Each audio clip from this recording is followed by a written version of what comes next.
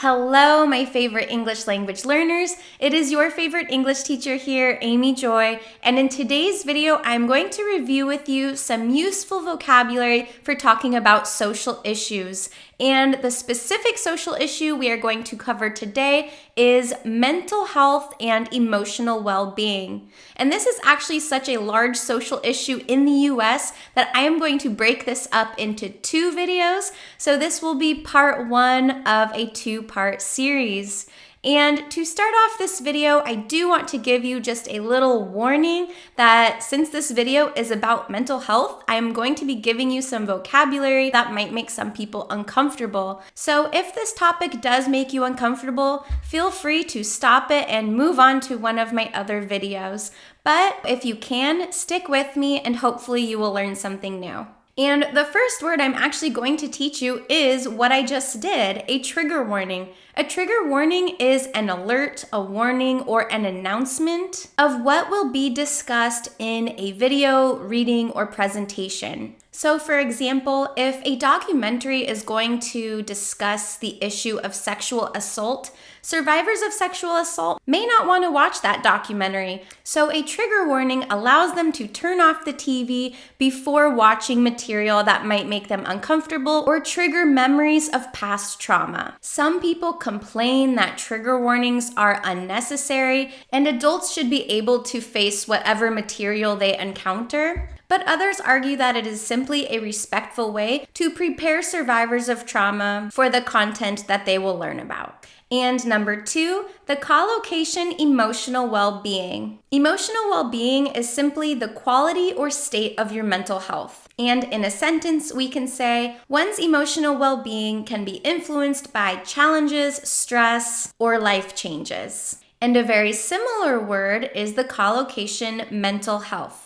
Mental health is how you are doing emotionally and socially. And to use this in a sentence, you could say, Sarah is going through a divorce, but she is taking care of her mental health by meeting up with friends and practicing yoga. And number 4, mental illness. Some examples of mental illness include depression and schizophrenia. And mental illnesses will be diagnosed or certified by a mental health professional. So it's important if you claim to have one of these mental illnesses that you actually go see a doctor to have them verify that that is an illness you truly have. And before we move on to the next word, if you have found these vocabulary words helpful at all, I would really appreciate it if you would like this video, subscribe to my channel, and click that notification bell so that YouTube will notify you whenever I post a new video. Thank you.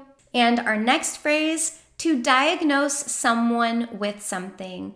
This means that a doctor verifies you have a certain illness. And in a sentence, we can say, the therapist diagnosed the soldier with PTSD, or post-traumatic stress disorder. And we also often see this phrase used in the passive, to be diagnosed with something. So in another sentence, we can say, the soldier was diagnosed with PTSD when he came back from war. And another example, after seeing a psychologist, Peter was diagnosed with depression. And I want to talk about this word depression very quickly because it's kind of hard for me to teach. Sometimes Americans will use the word depressed or depression really casually. They might say, oh, my boyfriend broke up with me, I'm so depressed. And in that case, it just means that they're really sad or very upset. But sometimes I have had my students email me saying that they're studying abroad and they're having a very difficult time and they're feeling very depressed. And as an educator, I actually take this word very seriously. You never know if they're having suicidal thoughts or if they need to seek medical help. So I just want to let you know that it might be better not to use the word depressed unless you actually are feeling like you have a mental illness and that you need help. So even though you might hear in movies or among friends that someone's feeling depressed and they might be using it casually, I don't recommend using it in that way just because it could be a very serious issue and we don't want to take that away from someone who is actually feeling depressed. And our next word is the word trauma. Trauma is an extremely difficult or unpleasant experience that causes someone to have mental or emotional problems for a long time. And the adjective form of this word is traumatic. So you can say a traumatic event, or you can use the word traumatized also as an adjective or the past participle. So you can also say to be traumatized. For example, the soldier was traumatized from everything he saw during the war. And the last word for this video is the word stigma. Stigma means negative beliefs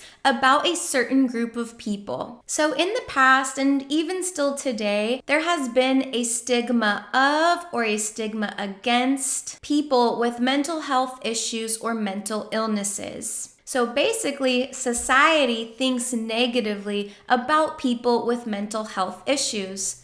However, fortunately, in the US and around the world, I feel, there has been a movement to destigmatize mental health issues. To destigmatize means to take away the stigma. So to use this really long word in a sentence, we can say there have been many campaigns to destigmatize mental health problems. So by talking about mental health issues more, we as a society have begun to realize that many people deal with mental health problems and mental illnesses. So the stigma is slowly going down and people are more comfortable to talk about their own mental health problems. And hopefully these campaigns will encourage people to seek the professional help they need. All right, well, that's all for today. Make sure you come back tomorrow for part 2 of this topic. I will be giving you more vocabulary to talk about mental health and emotional well-being. I'll see you then. Bye.